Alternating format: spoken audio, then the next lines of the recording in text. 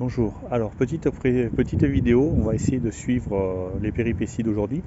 Est-ce qu'on peut traverser la France avec un Mazda MX-30 de Saumur jusqu'à chez nous à Marseille? Donc là actuellement je suis sur mon deuxième stop de recharge, je suis sur un stop de recharge de Lidl qui est gratuit, donc c'est génial. Alors pour le moment j'ai fait un stop de recharge à Vienne, là je suis à Bellac en France en l'occurrence. Et pour le moment, tout marche bien, les stops de recharge vont bien. Maintenant, il va falloir voir combien je vais récupérer en combien de temps, parce que là, je suis arrivé avec 59% de batterie. J'aurais pu continuer à rouler, mais comme c'est la première fois que je roule en électrique, je préférais jouer la sécurité et me charger et être sûr d'être chargé, quoi. Alors voilà, on est au deuxième stop que j'ai fait à Lidl, donc j'ai fait une recharge jusqu'à 100%. J'étais arrivé de mémoire avec 59% de batterie, sachant qu'à une demi-heure, j'ai passé de 59 à 100%, donc sans problème. Après, le seul problème que pour le moment je vois et qui commence légèrement à me poser souci, c'est que chaque fois que je fais une supercharge, on voit que la température de la batterie augmente de manière impressionnante. J'ai encore à peu près 6 charges à faire pour la ramener chez moi, le véhicule. Donc si chaque fois je prends un trait ou un demi-trait, je pense qu'elle va arriver en surchauffe et je vais plus pouvoir charger comme je veux, enfin du moins aux vitesses les plus rapides. Je vous dis ça au prochain stop. Allez, voici la troisième étape recharge. Donc là on est sur le chargeur de Userche, à côté de Brive-la-Gaillarde. Donc la voiture est arrivée avec 50% de batterie, ça fait 17 minutes que je suis branché en combo CCS et je vais certainement charger jusqu'à 100% pour dormir ce soir sur Brive. Écoutez, le tarif annoncé est de 3,60 € le premier quart d'heure et après 16 centimes la minute supplémentaire, donc voilà. Allez, on va continuer notre périple demain tranquillement et ce soir ça suffira.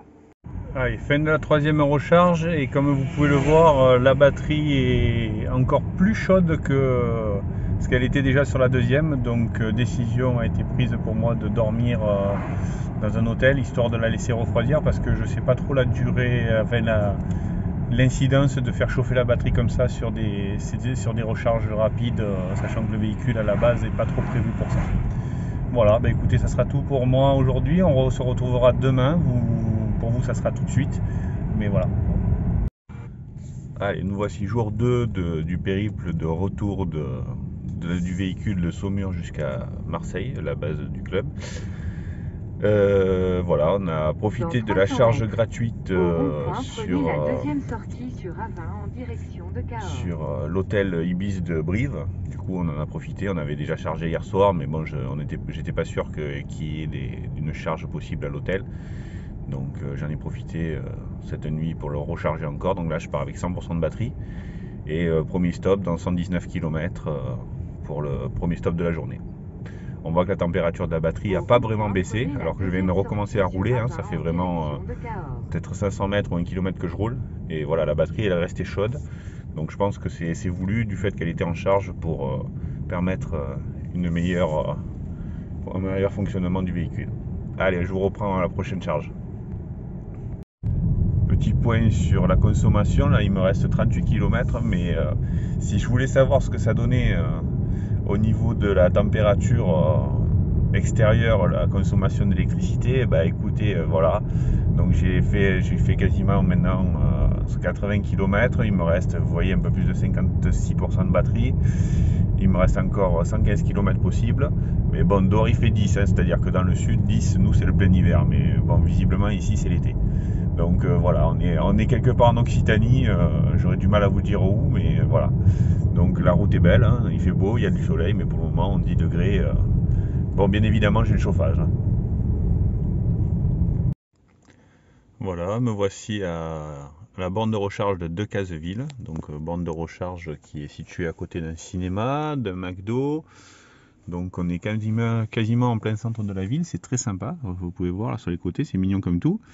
Et bande de recharge qui annonce 40 minutes de temps de charge. Je suis arrivé avec 45%, je suis déjà remonté à 50%. Tranquillement, c'est une borne combo CCS CHAdeMO. Il y a le CHAdeMO, pardon. Et elle est super efficace, visiblement. Bon, un peu vieille, comme on peut le voir, c'est pas les dernières bornes, mais ça marche très bien. Allez, nous voilà repartis. Alors je sais pas si vous le voyez bien, mais le soleil. Donc quatrième borne de recharge à Lessac, super borne, hein. Je suis resté 30 minutes, je suis passé de 45% à 91%. Je suis pas allé plus loin parce que j'ai que 59 km pour aller à la prochaine, qui est à Lessac. Si je dis non, pardon, c'était Decazeville, celle que je viens de quitter. Je vais à Lessac. Voilà, la route est super belle, comme vous pouvez le voir, c'est magnifique, on se régale. Et les consommations sont tout à fait cohérentes, hein, 14,9 en faisant que de la petite route départementale, c'est génial. Allez, je vous reprends la prochaine recharge.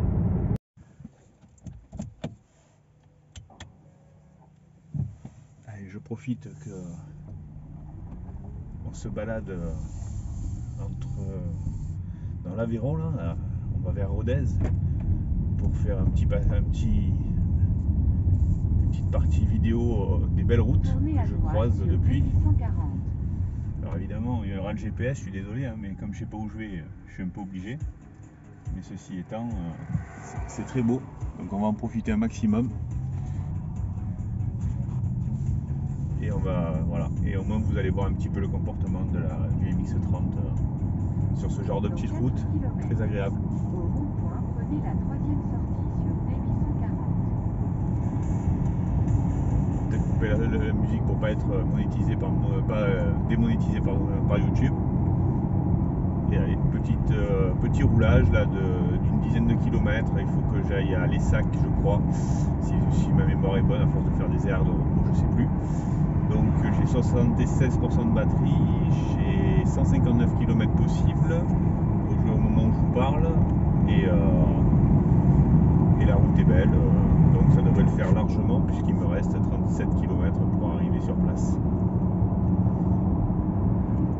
Honnêtement, ceux qui disent que l'autonomie du MX-30 est déplorable, on est loin du compte, hein. Personnellement, je suis quasiment tout le temps au-dessus des 200 km d'autonomie, et quand j'arrive entre chaque spot de recharge, là j'ai fait un spot de recharge de 119 km là, entre Brive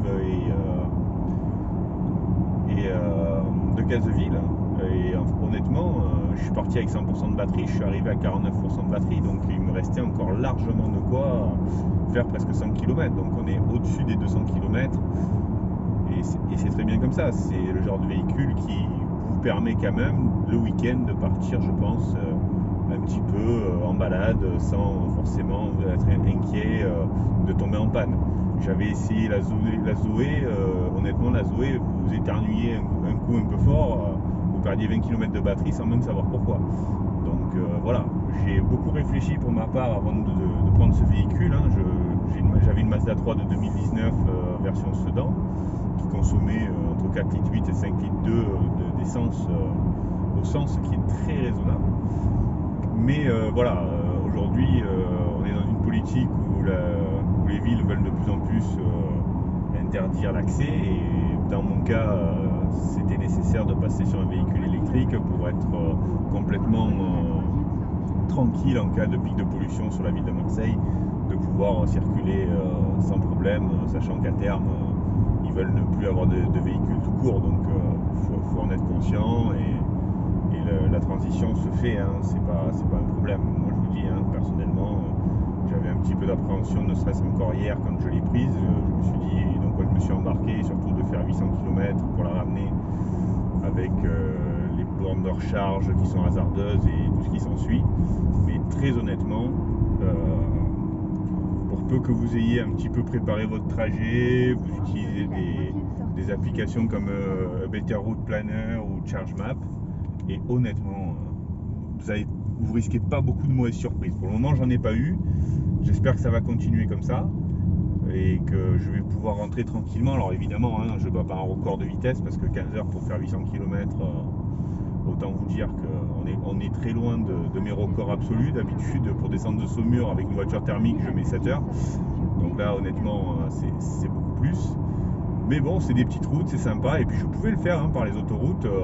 Il m'aurait fallu 11 bornes de recharge, mais honnêtement, c'est même pas tant le nombre de recharges qui m'a découragé que de me dire, bon, rouler sur autoroute, ça sous-entend de payer à peu près 70 € de péage. 70 € de péage pour, entre guillemets, en plus se faire assassiner sur les prix de recharge, sur les bornes, comment elles s'appellent? Pardon, excusez-moi, j'ai un trou de mémoire là. Sur les bornes, voilà, les bornes que vous avez, je sais plus, je connais plus le nom. Non, là actuellement, depuis que je suis parti, donc je suis à ma 5e recherche, je crois, donc quatrième autant pour moi. Ça m'a coûté pour le moment, en tout et pour tout, un peu moins de 10 €. Sachant que les 2 premières étaient gratuites et que celle que j'ai fait hier soir, j'aurais dû m'en abstenir, puisque à l'hôtel, j'ai pu recharger gratuitement toute la nuit. Mais bon, ne le sachant pas, j'ai préféré assurer, comme je vous ai déjà dit. Voilà, écoutez, vous voyez, les petites routes sont sympas, on est à 80. La consommation en instantané à 80, elle est de 15,2. Il n'y a rien à dire, quoi. Ça va bien, ça va très très bien. Allez, je vous laisse continuer le parcours et puis on se retrouve un peu plus tard pour de nouvelles discussions, enfin monologues de ma part.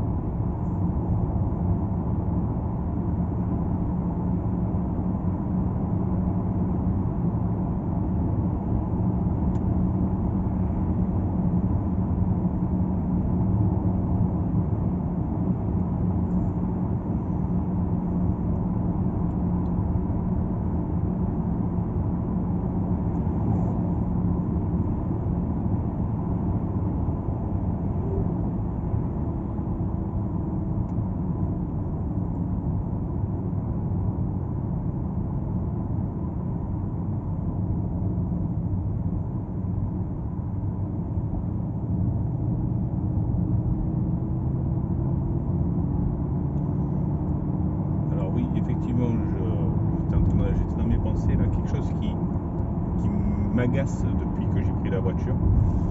C'est alors d'aucuns diront que c'est un bruit artificiel. J'arrive pas à percevoir si c'est vraiment un bruit artificiel ou si c'est le bruit du moteur. Mais je pense que c'est vraiment un bruit artificiel qui sort des haut-parleurs, d'espèce de génération d'un bruit comme d'une voiture thermique qui est assez alors pas dérangeant parce que je sors d'une thermique, donc je suis pas non plus complètement perdu de rouler là-dedans et d'avoir ce bruit là, mais sur un électrique ça fait bizarre. Moi je m'attendais à un silence absolu. Alors paraît-il, d'après ce que j'ai vu sur YouTube et sur certains forums, c'est désactivable, donc on va espérer qu'on puisse le désactiver. Je m'en suis pas encore occupé parce que j'ai pas eu le temps et quand, voilà, ça par contre c'est très très chiant aussi. J'ai beau le désactiver, chaque fois que je redémarre elle se le remet. C'est le franchissement de ligne, hein. Vous avez vu, j'étais presque droit de la route, hein. Enfin pour la voiture oui, pour moi j'avais encore beaucoup de marge, mais bon, ça c'est encore une chose qu'on peut remercier l'Europe de nous obliger d'avoir ce genre de système de sécurité. C'est vrai qu'avant on se mettait tous dans les bas-côtés sans s'en rendre compte. Heureusement l'Europe a imposé aux constructeurs de mettre ces cochonneries. Et maintenant, du coup, en même temps, vous pouvez vous mettre toujours dans le bas-côté, hein, parce qu'elle va vous remettre sur la ligne, mais il ne faut pas être non plus trop violent. Et sinon, en plus, vous avez le droit au petit coup de volant ou à l'alerte sonore toutes les 3 secondes quand vous faites de la route de montagne.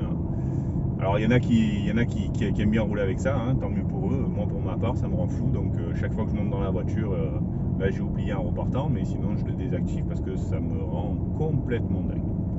Voilà, ça fait partie des magies de l'Europe, d'avoir ce genre de décisions unilatérales qui sont un peu incompréhensibles. Autant pour les piétons, je fais partie de ceux qui sont d'accord parce que ceux qui sont de la région sud savent que le piéton c'est plus ou moins une donnée négligeable sur le code de la route. Il faut vraiment que la personne soit presque au milieu de la route pour que les voitures se décident à s'arrêter et à la laisser passer. Donc là oui.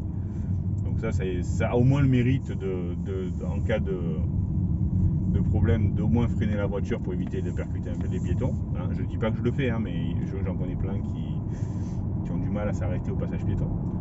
Mais voilà, après pour le reste, c'est vraiment débile, quoi. On est vraiment sur une hérésie, quoi. faut être cohérent à un moment donné. Ça sert à rien de mettre toute cette électronique dans les voitures. Le trois quarts des gens qui aiment conduire et qui savent entre guillemets conduire, hein, je ne dis pas qu'on est des pilotes, mais le désactivent systématiquement tellement c'est pénible au quotidien. Donc voilà. Aux penseurs de l'Europe, s'il y en a un qui me voit, réfléchissez ou peut-être parler avec les utilisateurs avant de prendre vos décisions. Voilà. Au rond-point, prenez la 3e sortie sur D840.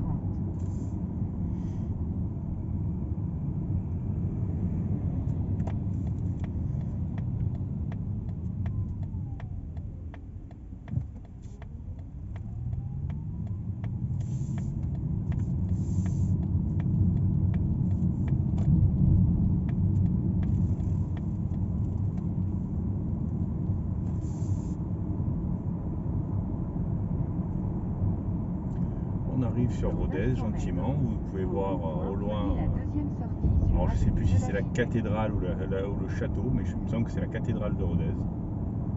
Rodez qui pour une fois est sous le soleil.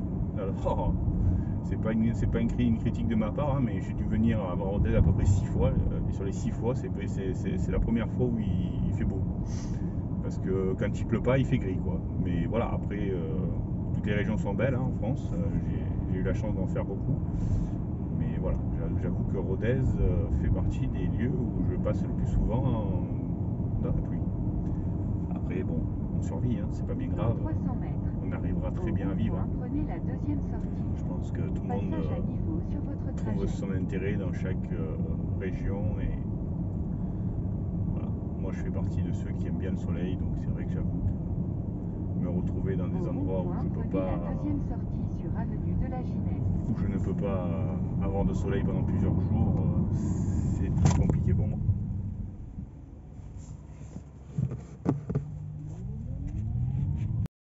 Bon, nous voici à à la borne de recharge de l'Essac. Malheureusement pour moi, il y a déjà quelqu'un qui recharge, donc il va falloir patienter pour prendre son tour. Donc là il est à 85% de charge, donc j'espère que rapidement la place va se libérer, que je puisse enfin rouler et repartir vers le chemin jusqu'à chez moi. Allez, après un très long moment passé à la borne de recharge, à attendre que la voiture qui était en place veuille bien s'enlever. Voilà, nous voici sur l'autoroute A75 pour le coup cette fois, donc je suis calé à 110 et puis on peut voir la consommation en instantané sur l'autoroute. Bon, il n'y a personne, hein, mais c'est très bien. Voilà, prochaine étape dans un peu plus de 80 km maintenant. Donc on se retrouve là-bas et puis on voit où on en est au niveau des consos et de la distance qui restera à faire. Normalement, il me reste un peu plus de 300 km pour arriver jusqu'au domicile. Allez, on continue le périple. Cette fois, on est à Lovéac, à côté de Montpellier. Et là, on est sur une borne de type 2 qui charge à 7 kW dans le cas de la MX-30. Donc, on en a pour un petit moment. Bon, on est garé, on est presque à l'ombre. Donc, pour le moment, ça va. Et puis, on va essayer de rester une petite heure histoire de prendre assez de batterie. Et puis après, on va faire ce qu'il y a à faire pour continuer la route. Alors, petite vidéo coup de gueule là pour le coup. Là, je suis à Montpellier. Alors Montpellier, ChargeMap m'annonçait une charge rapide au niveau du casino de comment ça s'appelle, près des arènes. Donc 5 bornes. Sur les 5 bornes, il n'y en a aucune qui marche. Il y avait un monsieur avec une Porsche Cayman qui était comme moi en train de galérer pour essayer de charger et qui n'a pas pu. Lui, il avait 20 km d'autonomie. Moi, il m'a resté 60. Et là, j'ai fait 3 bornes de recharge rapide dans la ville. Les 3 sont inutilisables et heureusement, Dieu merci, regardez, hein, heureusement qu'il y a des pétroliers qui font encore de l'essence et qui font aussi de l'électricité. Alors malheureusement pour moi, dû à la chaleur ou je sais pas trop, la batterie refuse les prises en charge des combos CCS, donc je suis embranché en AC en 7 kW. Mais bon, on va dire que c'est un moindre mal, ça me permet au moins de rentrer chez moi. Sachant que voilà, il faut au moins que pour arriver à la borne suivante qui est à Saint-Martin-de-Croix, il faut au moins que j'y 65%, donc au moins encore 2 heures à attendre. Bon, ceci étant, franchement, je m'en fous, ça me va très bien et c'est pas grave, quoi. Je prendrai le mal qu'il faut, je prendrai mon mal en patience et je vais le faire. Voilà. Donc coup de gueule sur Montpellier, vie d'écolo soi-disant. Bravo, ça marche vachement bien vos bornes. Alors, dernière recharge de notre périple à Saint-Martin-de-Croix avec de multiples problèmes sur Montpellier pour charger et également de multiples problèmes sur comment ça s'appelle, sur Arles où le chargeur ne marchait pas. Enfin, c'est pas que le chargeur ne marchait pas, mais vous voyez cette diode qui là clignote en vert parce qu'on est en charge, ben, systématiquement se mettait en orange qui correspond à un problème de communication.